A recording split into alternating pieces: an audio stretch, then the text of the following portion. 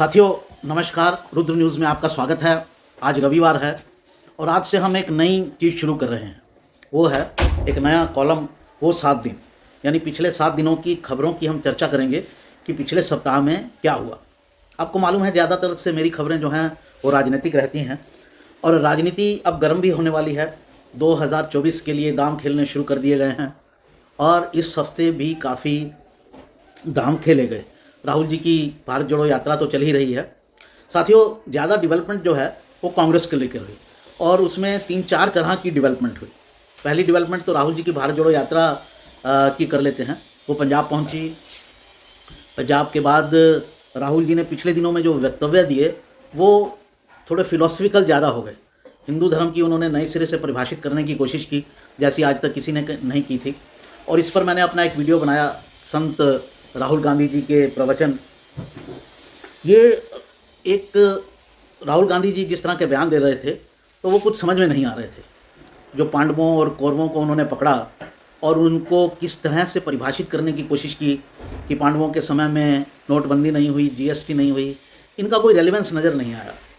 लेकिन जब राहुल जी ये बोलते हैं, उनको समझना चाहिए कि लोगों की वो प्राइम मिनिस्टर के कैंडिडेट हैं। आपने अभी तक प्रशासन में अपना हाथ जो है वो नहीं अपनाया है। आपकी जब सरकार भी थी 2004 से लेकर 2014 तक, तब भी आपको मंत्री बनाने की ऑफ़र की गई थी, तो आप मंत्री भी नहीं बने और बाहर रहकर आपने प्रशासन को प्रभावित करने की कोशिश की। तो प्रशासन में आपका क्या हाथ है, क्या महारत है, ये किसी को नहीं पता है। इसलिए लोग आपकी वक्तव्यों से, आपकी बातों से आपकी मैच्योरिटी को जांचेंगे। यात्रा कर लेना एक बात है, जो यात्रा आप कर रहे हैं वो अच्छी बात है। राजनीति में मेहनत करनी चाहिए, जनता के करीब होना चाहिए, जनता की चीज़ों को समझना चाहिए, जनता की समस्याओं को समझना चाहिए। तो उसके लिए आपकी यात्रा यहाँ तक तो ठीक है, लेकिन आप पॉलिटिकली मैच्योर कितने हैं ये एक अलग बात है। आप मेहनती हो सकते हैं, पॉलिटिकली मैच्योर हैं या नहीं ये देखा जाएगा। और प्रधानमंत्री का दावेदार होने के लिए आपका पॉलिटिकली मैच्योर होना बेहद ज़रूरी है। आपको जब लोग आपका मजाक उड़ाने की कोशिश करते थे, आपको पप्पू कहकर, तो ऐसा नहीं है कि उसको किसी ने कहा था, किसी और को ये तगमा क्यों नहीं दिया गया, क्योंकि आप ऐसे वक्तव्य खुद देते हैं और भारत जोड़ो यात्रा के दौरान भी आप इसी तरह के वक्तव्य दे रहे हैं। जिस तरह से पांडवों की आपने बात की तो वो चीज़ें कहीं फिट नहीं बैठ रही थी। आपकी हर बात का मीनिंग होता है, आपके हर शब्द का मीनिंग होता है और लोग समझते हैं। उसी से लोगों के दिमाग में इमेज बनती है कि हाँ ये इस लायक है।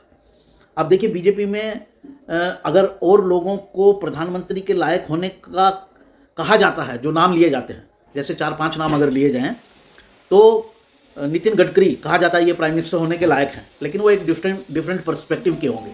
राजनाथ सिंह, आपकी स्वयं अपनी पार्टी कहती है कि इनको बना दीजिए। योगी आदित्यनाथ, हेमंत विश्वास शर्मा, ये 4-5 नाम जो लिए जाते हैं। और महाराष्ट्र के जो बीजेपी के नेता हैं, उप मुख्यमंत्री, क्योंकि जब वो कोई वक्तव्य देते हैं तो उसका मजाक नहीं उड़ाया जा सकता है। आप उसका विरोध कर सकते हैं, आप उसको खारिज कर सकते हैं, लेकिन आप उसका मजाक नहीं उड़ा सकते हैं। ये अंतर है। तो उससे नेता की जो मैच्योरिटी है वो साबित होती है। आपके वक्तव्यों का मजाक उड़ाया जा सकता है, ये समस्या है। मैं ज़्यादा इसमें कुछ नहीं कहूँगा। आपने पिछले दिनों में जो फिलोसफिकल बातें करने की कोशिश की, उनका कोई मीनिंग नहीं था, उसका कोई मतलब ही नहीं निकलता है। आप फिलोसफिकल बातें करिए, कौरवों पांडवों के माध्यम से बात को समझाने की कोशिश कीजिए, रेलिवेंट है, कोई प्रॉब्लम नहीं है, लेकिन उसका बात का अर्थ निकलना चाहिए। आपकी बातों का अर्थ नहीं निकलता है। आप बार बार कह रहे हैं वो तपस्वी थे, वो क्या मतलब है इसका कि आप तपस्वी थे? उसको आप मौजूदा राजनीतिक व्यवस्था से कैसे जोड़ रहे हैं? ये उसमें साफ होना चाहिए कि शिवजी तपस्वी थे, मैं भी तपस्वी हूँ, कांग्रेस तपस्वी है, आप तपस्वी नहीं हैं। मतलब क्या है? कोई पॉलिटिकल मीनिंग उसका नज़र नहीं आता है। कौरव ऐसे थे, पांडव ऐसे थे। इसमें से जो मैं डिसाइफर कर पाया वो एक ही चीज़ कर पाया। आप ये कहने की कोशिश कर रहे हैं कि आज के युग में हम पांडव हैं, यानी राहुल गांधी, कांग्रेस पार्टी पांडव का पक्ष है और मोदी और आरएसएस और बीजेपी जो है वो कौरवों का पक्ष है। यहाँ तक तो ठीक है, ये एक इस बात का एक मीनिंग है, लेकिन आपको इस बात को फिर जस्टिफाई करना पड़ेगा अपने कृत्यों से और मोदी और संघ के कृत्यों से, उचित उदाहरण देते हुए, वेग उदाहरण देकर नहीं। कहने से कोई नहीं मानेगा आपको। कि आप जो कह रहे हैं वो ठीक है, आपने कह दिया तो सत्यावचन हो गया। ऐसा भारतीय जनता ने आपको अभी स्वीकार नहीं किया है, आपको शिव जी का अवतार अभी नहीं माना है कि आप जो कह देंगे वही सत्य होगा। आपको अपनी बातों से ये सिद्ध करना पड़ेगा कि जो आप कह रहे हैं वो बात रेलिवेंट है, तो आप उस तरह से कहिए। तो भारत जोड़ो यात्रा का कुल एक पर्सपेक्टिव जो है वो ये निकलता है। कांग्रेस की जो दूसरी चाल उन्होंने चली, लेकिन मैं एक चीज़ ज़रूर कहूँगा कि कांग्रेस भारत जोड़ो यात्रा को, कांग्रेस की जो बैकअप टीम है वो उसको एक तरीके से आगे बढ़ा रही है, ये ज़रूर सही है। ऑर्गेनाइजेशन के लेवल पर उसको बैकअप दिया जा रहा है और प्रॉपर बैकअप दिया जा रहा है। प्रॉब्लम सिर्फ राहुल गांधी के वक्तव्य हैं, बाकी जितनी यात्रा है वो बिल्कुल जायज़ एक पॉलिटिकल मूवमेंट की तरह चल रही है, एक पॉलिटिकल जो होना चाहिए उसकी तरह चल रही है। उसमें आगे के जो कदम उठाए जाना चाहिए वो भी समय समय पर उठाए जा रहे हैं। Everything is in frame except Rahul Gandhi के वक्तव्य, जो पूरी यात्रा को नकारा सिद्ध कर रहे हैं, मीन्स न्यूट्रलाइज कर रहे हैं और उसका नेगेटिव इम्पैक्ट ला रहे हैं। जैसे राहुल गांधी ने एक बयान दिया कि भारतीय सैनिकों को मार पड़ी, now this was so harming A statement. आपने पूरी की पूरी अपने क्वेश्चन मार्क लगा दिया पूरी यात्रा पर या अपने लीडरशिप पर कि आप अपने सैनिकों की इस तरह से कर रहे हैं, जबकि एक बहुत ही उस समय विजुअल इम्पैक्ट डालने वाला एक वीडियो वायरल था उस समय। उसमें भारतीय सैनिक जो हैं वो चीनी सैनिकों की जम के पिटाई कर रहे हैं, वो वायरल है और आप कह रहे हैं कि भारतीय सैनिकों की पिटाई हुई। तो उसको जस्टिफाई करने के लिए आपके पास कुछ था, कुछ है, कोई प्रूफ है कि हाँ भारतीय सैनिकों की पिटाई हुई? ना भारत ने ज़मीन खोई, ना भारत के कोई आदमी मरे उस तरह से, चाइनीज़ आदमी मरे, चाइनीज़ लोगों की पिटाई हुई, आप कह रहे हैं भारतीय सैनिकों की पिटाई हुई। खैर, तो जो जैसा मैं कह रहा था कि राहुल गांधी के वक्तव्य ही जो हैं वो हार्मफुल हैं, उसके अलावा यात्रा ठीक चल रही है। अब यात्रा में ठीक क्या है? जैसे यात्रा में ये घोषणा की गई कि 30 जनवरी को यात्रा का समापन होगा और उसमें 20+ पार्टीज़ को न्योता दिया गया कि आप आइए। अब ये एक अच्छा मूव है। उसमें क्या होगा कि कांग्रेस को मोटा मोटा आभास हो जाएगा कि कौन सी पार्टियां हमारे साथ हैं और कौन सी पार्टियां हमारे साथ नहीं हैं। जो लोग शामिल होते हैं, ये माना जाएगा कि वो कांग्रेस की अगुवाई में और राहुल गांधी को प्रधानमंत्री का चेहरा मानते हुए कांग्रेस के साथ चुनाव लड़ने को तैयार हैं। ये ब्रॉडली तय हो जाएगा। अगर इसको बिल्कुल 100% ना भी कहा जाए, लेकिन ये एक 80% खाका खींच देगा 2024 के लिए। कांग्रेस और उसकी अगुवाई वाले जो मोर्चा होगा, जिसे पिछले बार यूपीए कहा गया था, वो इस बार का जो यूपीए होगा, यूपीए 3, अगर वो यूपीए ही नाम रखा जाता है तो उसका स्वरूप क्या होगा, ये एक खाका खिंच जाएगा 30 जनवरी को। ये एक अच्छा मूव है। इसमें कांग्रेस ने पहले ही स्पष्ट कर दिया है कि कौन सी पार्टियों को उसने इनवाइट नहीं किया है। इसका मतलब उनके साथ उनकी नहीं जमने वाली है। जिनको इनवाइट नहीं किया उन दलों के साथ कांग्रेस की नहीं जमने वाली है। और इसमें एक भारत राष्ट्र समिति है, बीआरएस, और दूसरा केजरीवाल, तो इन दो के साथ तो कांग्रेस की नहीं जमने वाली है, ये तय है। तमिलनाडु में उनका अलायंस तय है डीएमके के साथ, तो एडीएम को तो बुलाने का, एडीएमके को बुलाने का मतलब नहीं था। और इसके अलावा टीआरएस, वाईएसआर कांग्रेस, जो आंध्र प्रदेश में एक इम्पॉर्टेंट राज्य है, 25 लोकसभा की सीटें हैं, वाईएसआर कांग्रेस जो है जगन्नाथ रेड्डी की पार्टी, उसको भी इनवाइट नहीं किया गया। तो मोटे तौर पर ये 3 बड़े दल हैं जहाँ पर जिन पार्टियों को इनवाइट नहीं किया गया है। तो मोटा एक खाका खींच दिया है। अब सवाल यह है कि अखिलेश को भी इनवाइट किया गया है, मायावती को भी इनवाइट किया गया है, लेकिन वो आएंगे या नहीं आएंगे, ये एक सवाल है। क्योंकि जब उत्तर प्रदेश में भारत जोड़ो यात्रा गई थी तो ये दल शामिल नहीं हुए थे। तो एक मोटा खाका जो है वो खींच लिया, बना लिया है कांग्रेस ने कि हमको 2024 का चुनाव किन दलों के साथ लड़ना है। अब ये उन दलों पर है कि वो आते हैं कि नहीं आते। जैसे अखिलेश और मायावती नहीं आए, अब वो वहाँ भी जाते हैं नहीं जाते। वहाँ नहीं जाएंगे तो तय हो जाएगा कि बिल्कुल ये नहीं है, अकेले लड़ेंगे चुनाव। और इसके अलावा ममता बनर्जी हैं, उनका देखना होगा कि वो क्या रुख लेती हैं। ये एक इम्पॉर्टेंट फैक्टर है, क्योंकि ममता बनर्जी और अखिलेश, मायावती, इनका अगर सीटें देख ली जाएँ तो लगभग 120 से ज़्यादा सीटें हैं जो इन लोगों के प्रभाव क्षेत्र में हैं। उत्तर प्रदेश की 80 सीटें और 42 सीटें वेस्ट बंगाल की, तो 122 सीटें होगी जो इनके प्रभाव क्षेत्र में हैं। तो वो भी नहीं आते तो ये भी एक बड़ी घटना होगी। अब उत्तर प्रदेश में कांग्रेस का कुछ नहीं बचा है, ना ही वेस्ट बंगाल में बचा है। उत्तर प्रदेश में क्या भारत जोड़ो यात्रा के दौरान तो काफ़ी भीड़ इकट्ठी हुई थी, लेकिन मैं उसका कोई मायने नहीं मानता हूँ, क्योंकि मुझे याद है कि कुछ समय पहले सोनिया गांधी जी ने भी एक बार वेस्ट उत्तर प्रदेश की यात्रा की थी, लेकिन उसके जो चुनावी परिणाम थे वो कुछ नहीं आए थे। हालांकि भीड़ बहुत ज़बरदस्त जुटी थी उस दौरान भी।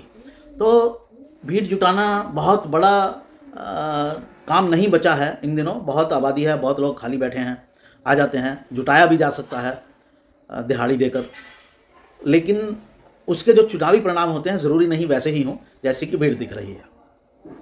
तो साथियों, भारत जोड़ो यात्रा का एक इम्पैक्ट ये है। फिर भारत जोड़ो यात्रा का जो फॉलोअप प्रोग्राम है कांग्रेस ने उसे भी दिया है। फॉलोअप प्रोग्राम क्या है कि 26 जनवरी से लेकर 26 मार्च तक पूरे क्षेत्र में बूथ लेवल तक कुछ ना कुछ कांग्रेस प्रोग्राम करेगी। हाथ जोड़ो या हाथ पकड़ो, इस तरह का प्रोग्राम का नाम दिया गया है। वो एक अच्छा फॉलोअप है, इससे क्या है कि कांग्रेस का वर्कर जो है वो उठ खड़ा हो रहा है कि हाँ, पार्टी कोई एक्टिविटी कर रही है। और ये जो परसेप्शन बना हुआ था कांग्रेस के बारे में, कुछ नहीं कर रही है, डेड हो गया है ऑर्गेनाइजेशन, कोई काम नहीं कर रहे हैं, वो परसेप्शन समाप्त करने में मदद मिलती है। एक थोड़ा जो बाजार है उसमें आवाज़ तो आने लगी है, राजनीतिक क्षेत्र में हल्ला तो होने लगा है, बज़ तो क्रिएट होने लगा है जिसे कहते हैं। तो भारत जोड़ो यात्रा से और कांग्रेस के इन जो फॉलोअप प्रोग्राम है और जो 30 जनवरी को सब दलों को बुलाया गया है, उससे एक अपोजिशन में एक्टिविटी नज़र आने लगी है। वो एक्टिविटी किस स्तर पे जाके चुनावी परिणाम लाएगी वो एक अलग विषय है।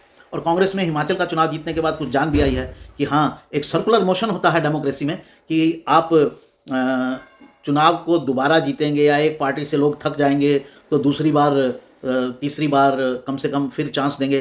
जैसे 2 टर्म हो चुके हैं मोदी सरकार के, तो क्या कांग्रेस की बारी स्वतः ही आ गई है? कुछ ये भी है, एंटी इनकमेंसी होना अपने आप में हो ही जाता है। एंटी इनकमेंसी, इतना बड़ा देश है, इतनी सारी समस्याएं हैं, हर समाज के बहुत सारे वर्ग हैं, बहुत सारे सेक्शंस हैं, जातियों में बटा हुआ समाज है, सबको आप प्रसन्न नहीं कर सकते, सबकी आप इच्छाएं पूर्ण नहीं कर सकते। तो इसलिए निराशा पैदा होती ही होती है किसी न किसी वर्ग में। इसी को एंटी इनकमेंसी कहा जाता है। तो क्या मोदी सरकार के खिलाफ इतनी एंटी इनकमेंसी हो चुकी है कि अब स्वतः ही कांग्रेस के उभरने का समय आ गया है? ये जो है वो ये भी एक फीलिंग कांग्रेस के अंदर है। और हिमाचल में उसका कुछ स्वरूप देखने को भी मिला कि हिमाचल में जो रिवायत थी, जो ट्रेंड था कि हर 5 साल बाद सरकार बदलती है, वो जारी रहा।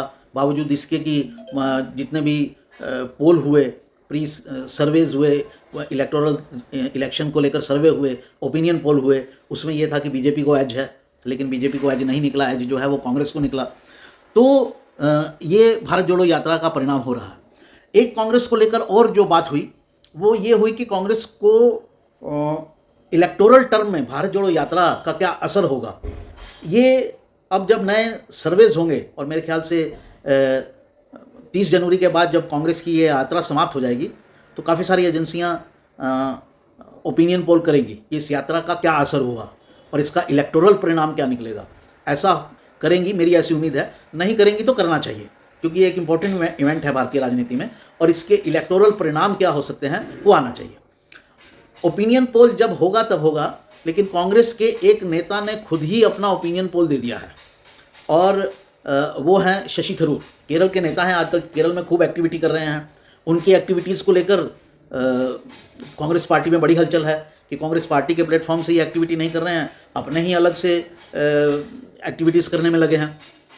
लेकिन उन्होंने एक तरह से कुछ बयान दिए पिछले दिनों। केरल लिटरेरी फंक्शन नाम से कुछ एक एक्टिविटी हो रही है, वहाँ उनका एक भाषण था, उसमें उन्होंने कहा, वो एक तरह का कांग्रेस नेता का अपना ओपिनियन पोल था, हालांकि ये पर्सनल था। तो उसमें उन्होंने क्या कहा, उससे आप जो उन्होंने कहा उसके आप अर्थ निकाल सकते हैं। एग्जैक्टली उन्होंने ऐसा नहीं कहा और ऐसा वो कह भी नहीं सकते, लेकिन उसके इलेक्टोरल अर्थ निकाले जा सकते हैं। शशि थरूर ने कहा कि अभी बीजेपी का डोमिनेंस है देश में, तो इसका मतलब ये हुआ कि वो 2024 में भी बीजेपी का डोमिनेंस मान के चल रहे हैं, ऐसा उनकी बातों से कहा जा सकता है। उन्होंने कहा कि हम बीजेपी अभी 303 सीटों पर चुनाव जीती, 2019 में जीती थी, अब उनकी सीटों को 250 पर लाया जा सकता है। तो बीजेपी की 250 सीटें, ऐसा शशि थरूर का अपने से कहना है। ये बयान कांग्रेस के लिए काफ़ी हार्मफुल है। इसका मतलब ये हुआ कि इतनी बड़ी एक्टिविटी करने के बाद भी आप इतना बड़ा एंटी बीजेपी या एंटी मोदी माहौल क्रिएट नहीं कर पाए हैं। आप इतना ही माहौल क्रिएट कर पाए हैं कि बीजेपी की 50 सीटें कम कर दें, 300 से 250। ये शशि थरूर का कहना है। अब ये कांग्रेस के लिए हार्मफुल बयान है, क्योंकि 50 सीटों के बाद भी अगर जमा घाटा किया जाए, गणित लगाया जाए, इलेक्टोरल अर्थमेटिक किया जाए, तो सरकार तो फिर भी बीजेपी की ही बनती है। पहले अपने बूते पर थी, इस बार अलायंस में बन जाएगी। वो मैं समझाता हूँ कैसे। तो ये एक जो शशि थरूर का बयान था, ये बहुत अच्छा बयान नहीं है, क्योंकि कांग्रेस पार्टी की इनसाइड से आया है, तो लोग इसको बिलीव भी करेंगे। ये नहीं कहेंगे कि किसी विपक्षी दल का है, वो तो कहेगा ही ऐसा, क्योंकि कांग्रेस के अंदरूनी उससे आया है तो कहा ही जाएगा। और शशि थरूर वो आदमी है जिन्होंने पिछला अध्यक्ष पद का चुनाव लड़ा, कांग्रेस के अध्यक्ष पद का, तो नेता में इतनी ताकत तो है ही। अब कुछ लोग, कांग्रेस के कुछ नेता उनको अप्रेंटिस बताने की कोशिश कर रहे हैं कि अभी तो ये सिकंदर हैं, अभी तो ये सीख रहे हैं, शिष्य हैं। लेकिन शिष्य तो नहीं कहा जा सकता शशि थरूर को। टॉप के लीडर ना हो, लेकिन मध्यम दर्जे के लीडर तो हैं ही। 2-3 बार चुनाव भी जीत चुके हैं, देश विदेश में काम किया है। समझदारी पर तो उनकी कोई क्वेश्चन मार्क नहीं लगाया जा सकता। तो साथियों, उन्होंने ये भी कहा, शशि थरूर ने, कि बीजेपी की 250 सीटें और विपक्ष की 290 सीटें आ सकती हैं। यानी लोकसभा में टोटल 543 सीटें हैं, 540 सीटों का उन्होंने कहा, मोटे तौर पर बात की जाती है जब ऐसी बात होती है, तो मोटे तौर पर उन्होंने कहा कि 250 बीजेपी की, 290 विपक्ष की। और साथ में उन्होंने एक बात ये कह दी कि अब विपक्ष 290 का 90 इकट्ठा रहेगा कि नहीं रहेगा, ये मैं नहीं कह सकता।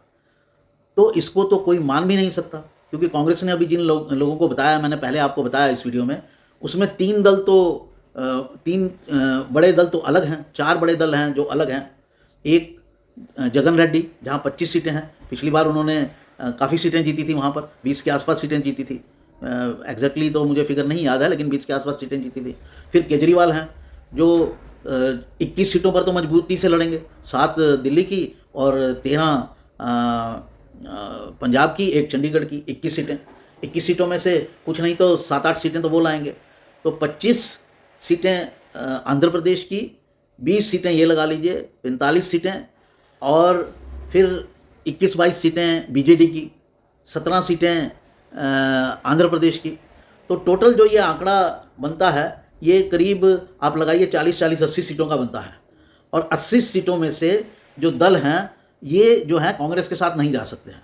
और ये 80 सीटों में से आप लगाइए कम से कम ये लोग जो हैं 50 सीटें जीतेंगे, क्योंकि ये अपने अपने राज्यों में मजबूत लोग हैं और इस समय भी इनका डोमिनेंस चल रहा है। चाहे पंजाब में केजरीवाल का हो, वाईएसआर कांग्रेस का आंध्र प्रदेश में हो, और चाहे बीजू जनता दल का उड़ीसा में हो। तो मैं मानता हूं कि 50 सीटें, मोटा मोटा अनुमान लगाते हैं, ये जीत लेंगे। तो ये 50 की 50 सीटें अगर 290 में कम कर दी जाएं तो 240 सीटों पर ही आ जाता है विपक्ष का आंकड़ा। तो इस समय राजनीति जो है, ये हमारे समझने की बात है, राजनीति दो तरफा नहीं है कि एक तरफ बीजेपी है और एक तरफ बाकी सारे दल हैं। ऐसा नहीं है देश भर में। देश भर में एक तरफ बीजेपी है और उसके अलायंस पार्टनर भी हैं जो उसको सहयोग देंगे। जैसे बीजू जनता दल उसको सहयोग देगा मुसीबत के समय, या जगन्नाथ रेड्डी उनको सहयोग देंगे। और बहुत मुसीबत आ पड़ी तो बीआरएस भी उनको सहयोग दे सकती है। बीआरएस को हम मानते हैं दोनों तरफ जा सकती है, किसी को भी सहयोग दे सकती है। तो ये अगर यही मिला लिया जाए तो 270 का आंकड़ा बीजेपी छू लेती है, यानी अलायंस में सरकार कर लेती है। तो जो एक नरेटिव शशि थरूर ने दिया वो कांग्रेस के लिए हार्मफुल है, और उन्होंने बता दिया एक अपना सर्वे। बाकी जो सर्वे आएंगे उसके अनुसार चीज़ें देखी जाएंगी। साथियों, एक बात तो ये पिछले सप्ताह में हुई जो कांग्रेस से रिलेटेड थी, और जो घटनाएं कांग्रेस जो भारतीय राजनीति के पटल पर हुई वो हुई, अमित शाह जी ने एक बयान दिया कि राम मंदिर जो है वो 1 जनवरी 2024 से खुल जाएगा, और इशारा ये था कि हमने राम मंदिर बनवाया। और राहुल गांधी जो हिंदू होने की कोशिश कर रहे हैं, महाकाल के दर्शन कर रहे हैं और हिंदू मंदिरों में जा रहे हैं या आरतियां कर रहे हैं, वो वैसे हिंदू नहीं हो सकते जैसे हिंदू हम हैं। एक बात तो उसका मतलब ये था, क्योंकि भारत जोड़ो यात्रा के दौरान राहुल गांधी ये कोशिश भी कर रहे हैं कि अपने आप को हिंदू धर्म से जोड़ा जाए, हिंदू, और अपने आप को अच्छा हिंदू बताया जाए, और बीजेपी को गंदा हिंदू बताया जाए, खराब हिंदू बताया जाए। ये जो नैरेटिव था, ये अफ़गानिस्तान के अंदर अमेरिका ने जब तालिबान को सरकार सौंपने की सोची या वहाँ से जाने की सोची, तो उन्होंने ये नैरेटिव फैलाया, गुड जिहादी एंड बैड जिहादी। तो मुझे लगता है वहीं से उठाया गया है ये कि good Hindu and bad Hindu. ये नैरेटिव राहुल गांधी फेंकने की कोशिश कर रहे हैं। अब देखना होगा बीजेपी इसे कैसे काउंटर करती है। लेकिन जो गुड हिंदू का अंश मंदिर वगैरह जाकर राहुल गांधी दे रहे हैं, उसको काउंटर करने की अमित शाह ने कोशिश की, ये बताकर कि देखो हमने तो राम मंदिर बनवा दिया, तो तुम कैसे हिंदू हो। और तुमने तो इसका विरोध किया था। एक पहलू तो उसका ये था। दूसरा पहलू ये था उसका कि 2024 उसका टाइमिंग देखिए आप, ऐसे रखा गया है कि 2000 चुनाव से पहले राम मंदिर खोला जाएगा, तो उसका एक बहुत एक इम्पैक्ट होगा कम से कम जनता के मन में कि राम मंदिर बनवा दिया। तो ये जो एक इवेंट होगा, क्या उसकी धूम 2024 के चुनावों को प्रभावित करेगी? अब एफर्ट बीजेपी का ऐसा ही लगता है, लेकिन मेरा ये मानना है कि जो इवेंट हो जाते हैं उनसे चुनाव नहीं जीता जा सकता है। अब ये कहकर हमने राम मंदिर बनवा दिया, अब चुनाव नहीं जीत सकते हैं। और इसका उदाहरण है इतिहास में, और बीजेपी को लेकर ही उदाहरण है। 6 दिसंबर 1992 को बाबरी ढांचा गिरा दिया गया था, और उससे पहले राम मंदिर बनाने के आंदोलन से कई राज्यों में बीजेपी की सरकार बनी थी। उनमें मुख्य था राजस्थान, मध्य प्रदेश और उत्तर प्रदेश। उत्तर प्रदेश जैसे राज्य में पूरा बीजेपी मई हो गया था, राममयी हो गए थे ये राज्य, और इनकी सरकार बनी थी। जब 6 दिसंबर 1992 को, तब एक चीज़ ध्यान रखें कि मध्य प्रदेश और छत्तीसगढ़ एक ही था, और उसमें लोकसभा की 40 सीटें थी। जब 6 दिसंबर 1992 को राम मंदिर बाबरी ढांचे को ढा दिया गया, और उसके बाद ये तीनों सरकारें भंग कर दी। नरसिम्हा राव जी की सरकार ने, वो प्रधानमंत्री थे। एक साल बाद नवंबर 1993 में इन तीनों राज्यों में चुनाव हुए, और उनमें से 2 राज्य बीजेपी हार गई। इतना बड़ा काम करने के बावजूद कि ढांचा गिर गया, मीनिंग ये था कि ढांचा गिर गया, अब तो राम मंदिर बनेगा ही बनेगा, क्योंकि वहाँ मंदिर नरसिम्हा राव जी ने बनवा दिया था। चाहे वो झोंपड़ी में ही बनवाया गया था, चाहे वो एक टेंट लगाकर ही बनाया गया था, लेकिन राम मंदिर वहाँ स्थापित कर दिया गया। तो ये तय था कि राम मंदिर तो यहाँ बनेगा, लेकिन सरकार फिर भी हार गई। तो इसका जो बीजेपी में एनालिसिस हुआ था वो ये था कि एक बार एक घटना हो जाती है तो लोगों की जो साइकोलॉजी है, जो उनका मनोविज्ञान है, वो शांत हो जाता है कि अब राम मंदिर बनना है, आज बने या कल बने, और वो बन भी रहा है।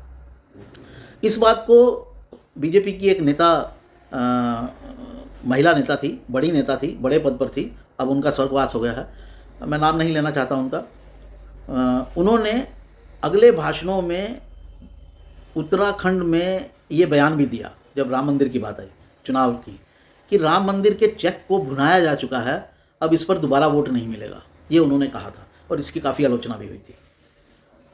तो राम मंदिर से आप अपने प्रति सद्भावना क्रिएट कर सकते हैं। राम मंदिर से आप अपनी क्रेडिबिलिटी एस्टेब्लिश कर सकते हैं कि हाँ, हम अगर हिंदुत्व की बात कर रहे हैं तो हम लेटर और स्पिरिट में कर रहे हैं, हम बरगला नहीं रहे हैं, हम उस पर वोट नहीं ले रहे हैं। तो ये बात तो तय है, बीजेपी को इसका बेनिफिट मिलेगा। लेकिन क्या आप इस एक मुद्दे को फेंक कर चुनाव जीत सकते हैं? मेरा मानना है ऐसा नहीं होगा। उसके लिए बीजेपी को अपने चुनावी मुद्दों को फिर से देखना होगा कि किस मुद्दे पर वो चुनाव जीत सकती है 2024 में। तो एक घटना साथियों ये हुई। तो एक और घटना, जो बड़ी घटना हुई, वो हुई मोहन भागवत को लेकर। मोहन भागवत आरएसएस के जो सरसंघ चालक हैं, उन्होंने पिछले दिनों संघ को लेकर, जो बीजेपी और संघ परिवार जिसको कहा जाता है, जिसमें बीजेपी के लोग भी आते हैं, जिसमें संघ के अपने स्वयंसेवक भी आते हैं, बीएचपी के लोग भी आते हैं, बजरंग दल के लोग भी आते हैं, भारतीय मजदूर संघ के लोग भी आते हैं, भारतीय किसान संघ के लोग भी आते हैं, और भी 30 ऑर्गेनाइजेशन के लोग आते हैं, क्योंकि इसकी 25-30 ऑर्गेनाइजेशन चलती हैं, जिनमें से 6-7 तो बहुत बड़ी हैं। भारतीय मजदूर संघ देश का सबसे बड़ा मजदूर संघ है, भारतीय किसान संघ जो किसानों के बीच काम करता है, बीजेपी अपने आप में वर्ल्ड की दुनिया की सबसे बड़ी पॉलिटिकल पार्टी है, संघ के अपने स्वयंसेवक हैं, बीएचपी का अपना नेटवर्क है, बजरंग दल का अपना नेटवर्क है, तो बहुत लोग आते हैं। और ये सब प्रेरित होते हैं ज़्यादातर इनमें से। एक और बड़ा संगठन है एबीवीपी, अखिल भारतीय विद्यार्थी परिषद, जो स्टूडेंट्स के बीच में काम करता है। इसमें से बीजेपी के कुछ लोगों को अगर छोड़ दें, जो डायरेक्ट बीजेपी में आते हैं, जो संघ के माध्यम से या एबीवीपी के माध्यम से या और भी किसी माध्यम से आते हैं, वो सब लोग, यानी लगभग इनकी ऑर्गेनाइजेशन के 90% लोग जो प्रेरणा लेते हैं, जो बात समझते हैं, वो सरसंघ चालक की ओर देखते हैं। सरसंघ चालक के बयान की इतनी महत्ता है और उनकी एक्टिविटीज़ को ये सब लोग उससे अपनी प्रेरणा लेते हैं। जैसे सूरज की किरणें आती हैं, तो वो एक उस ऑर्गेनाइजेशन के अंदर का अपने आप में वो सूरज हैं, उससे लोग प्रभावित होते हैं। तो पिछले दिनों सरसंघ चालक ने जो हरकतें की, मुसलमान जो मौलाना थे, जो धर्मगुरु थे, मुस्लिम धर्मगुरु थे, उनके यहाँ गए और मुस्लिम्स के बीच में संघ का एक संगठन बनाकर उसे चलाने की कोशिश पिछले 20-25 साल से की जा रही है, लेकिन उसका परिणाम क्या निकला है? 0, 0/0, 0/100, कुछ नहीं निकला है। एक भी मुस्लिम धर्मगुरु को या मुसलमानों को, किसी भी सिग्निफिकेंट आबादी को ये अपनी तरफ नहीं मोड़ पाए हैं, अपनी विचारधारा से उनको आकर्षित नहीं कर पाए हैं। क्यों नहीं कर पाए हैं? क्योंकि इस्लाम की एक विशेष विचारधारा है जिसमें सब कुछ क्लियर है। काफिर कौन है और मुसलमान कौन है, और मुसलमान को काफिर के साथ क्या व्यवहार करना है, किस परिस्थिति में क्या व्यवहार करना है, ये वहाँ क्लियरली लिखा हुआ है। ये धर्म ग्रंथ में लिखा हुआ है। तो साथियों, ये शायद संघ समझने में कामयाब नहीं हो रहा। उसे लग रहा है कि हम उसे अपनी विचारधारा के अनुरूप ढाल लेंगे। इसी के चलते वो कुछ मुस्लिम धर्मगुरुओं से मिलने चले गए और इससे इतनी लानत मलानत हुई। आप हिंदुओं का संगठन हैं तो आप हिंदुओं के संगठन के रूप में हिंदुओं के हितों को आगे बढ़ाइए। राष्ट्र के हितों की चिंता बीजेपी कर लेगी, उसको कैसे करना है। आप क्या कर लेंगे? अगर आप हिंदुत्व का छोड़ देंगे और राष्ट्र के चिंता करने लगेंगे तो हिंदुओं को तो एक संगठन चाहिए। आप नहीं देंगे वो नेतृत्व तो हिंदू फिर एक और संगठन बना लेंगे। हिंदू अब चुप नहीं बैठने वाला है। अगर आपका नेतृत्व उसे नहीं मिलेगा, जो कि नहीं मिला पिछले दिनों, आप अपने आप को, जो संघ है वो बीजेपी की ज़रूरतों के हिसाब से ढालने लगा। नूपुर शर्मा ने जो एक बयान दिया, उस बयान के बाद आपने नूपुर शर्मा को बाहर कर दिया। उसके बाद सर तन से जुदा के नारे लगने लगे और सर तन से जुदा होने लगा। आपने क्या किया? बीजेपी ने तो कुछ नहीं किया, आपने भी कुछ नहीं किया। कहीं विरोध किया इसका? जब बहुत आलोचना हुई तो दिल्ली में मंडी हाउस से लेकर कनॉट प्लेस तक एक मार्च निकाल दिया। फिर जबकि जहां जहां ये घटनाएं हुई आपको वहां वहां विरोध करना चाहिए था, आपने नहीं किया तो हिंदू समाज ने अपने आप करना शुरू कर दिया। और आप उसको नहीं करेंगे तो हिंदू समाज संगठन खड़े कर लेगा। बहुत सारे लोग जो हैं वो संघ से हटकर काम कर रहे हैं और उनको एक ऑर्गेनाइजेशन के रूप में इकट्ठा होने में कोई समय नहीं लगेगा। और संघ इससे घबराता है, मैं बता दूं आपको। संघ के अगर कोई हिंदू संगठन काम करने लगे बड़ा तो संघ में खलबलाहट फैलती है कि आप हिंदू संगठन खड़ा कर रहे हैं। करेंगे भाई, आप काम नहीं करोगे हिंदुओं का तो हिंदू संगठन आपसे अलग हटके खड़ा होगा, आपकी तर्ज पर भी हो जाएगा। अभी तो हिंदू जागृत है, तो सरसंघ चालक जो है वो चले गए अपना वहाँ। उसकी हिंदू इतना जागृत है, उसके बाद सरसंघ चालक की सारी इमेज का बंटाधार हो गया और लोग भला बुरा कहने लगे। अरे भाई, आप हिंदू संगठन हो, ये समझो बेसिकली। अगर आपको भी वही काम करने हैं, सेकुलरिज्म करना है, वैसा झूठा सेकुलरिज्म का पाठ हमको पढ़ाना है, सब चीज़ें वही बतानी है जो कांग्रेस बता रही है, तो फिर आपकी क्या ज़रूरत है? कांग्रेस है ही, कम्युनिस्ट हैं ही, सभी लोग हैं, फिर आपकी कोई ज़रूरत नहीं है। फिर हिंदू उनसे भी अपना गुजारा चला लेगा। तो जब आलोचना हुई तो फिर लौटकर भागवत जी जो हैं लौटकर घर आए और एक दो ऐसे स्ट्रॉन्ग बयान दिए अपने उस इंटरव्यू में जो उनकी जो इमेज है उसको रीएस्टेब्लिश करने में काम करेंगे। अभी आगे देखा जाएगा वो किस तरह की बातें करते हैं, लेकिन कम से कम उसको रीएस्टेब्लिश करेंगे। कुछ हद तक रीएस्टेब्लिश किया कि हाँ, संघ पूरी तरह से जो है हिंदुत्व से अलग नहीं हो गया है। तो एक ये बड़ी घटना हुई थी पिछले दिनों सरसंघ चालक को लेकर। एक जो और जिसे मैं बड़ी घटना मानता हूँ वो ये हुई कि कश्मीर फाइल्स को एक नॉमिनेशन जो है, नॉमिनेशन की जो प्रक्रिया है उसमें 2 हिस्से हैं। 2 हिस्से में से पहले हिस्से को उसने क्रॉस कर लिया, पहली मंजिल पर वो चढ़ गई। कश्मीर फाइल्स को ऑस्कर में नॉमिनेशन की प्रक्रिया की पहला जो लिस्ट थी उसमें उसका नाम आ गया। हिंदुस्तान की 5 फिल्मों का नाम आया जिसमें एक फिल्म कश्मीर फाइल्स भी थी। अब इसे लेकर सेकुलर लॉबी बहुत परेशान है और ये फैक्ट चेक के नाम पर ये कहने की कोशिश कर रही है कि कश्मीर फाइल्स को ऑस्कर ने सिलेक्ट नहीं किया है।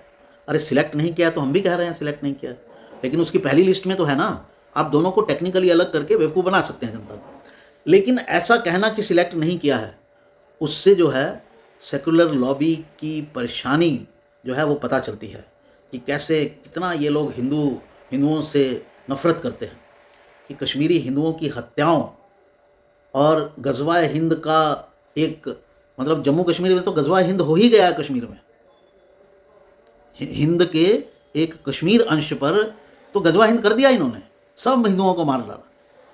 और लेकिन इस सच्चाई के बाहर आने के बाद ये कितने परेशान हैं तथाकथित सेकुलर लोग, तथाकथित लिबरल लोग। कहाँ के सेकुलर हैं? हिंदू मारा जाता है, आप उसका साथ नहीं देते हैं तो आप सेकुलर हो जाते हैं। हिंदुओं, जागने की ज़रूरत है और सही को सही और गलत को गलत कहने की ज़रूरत है।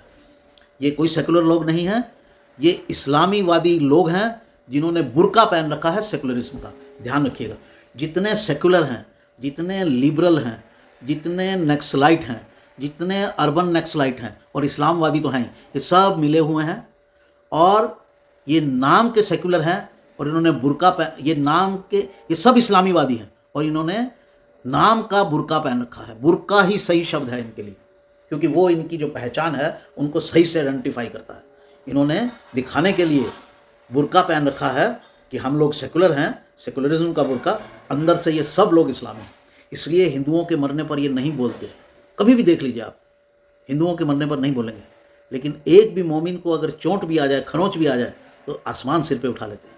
और दुख की बात यह है कि भारत की चाहे जितनी सरकारें हों, इंक्लूडिंग मोदी गवर्नमेंट, वो भी जो है वो इस बात को स्वीकार कर लेती है। तो साथियों, ये था मेरा वो 7 दिन में पिछले हफ्ते की राजनीतिक और इम्पोर्टेंट सोशल और पॉलिटिकल गतिविधियों का आकलन। उम्मीद करता हूँ आपको पसंद आया होगा। हर हफ्ते ये करने की कोशिश करेंगे और जो घटनाएं हुई हैं उनका क्या अर्थ है और उनके क्या परिणाम होंगे, इस पर चर्चा करेंगे। मेरे इस वीडियो को शेयर कीजिए, लाइक कीजिए, चैनल को सब्सक्राइब कीजिए और नोटिफिकेशन की बेल ज़रूर दबाइए, क्योंकि उससे जो भी सूचनाएं हैं मेरे संबंधित वो आप तक पहुंचेंगी। नमस्कार साथियों, फिर अगले एपिसोड में फिर मिलता हूं। नमस्कार।